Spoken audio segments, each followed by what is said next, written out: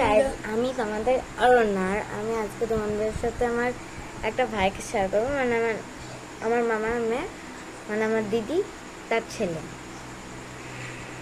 তো তোমাকে দেখাই,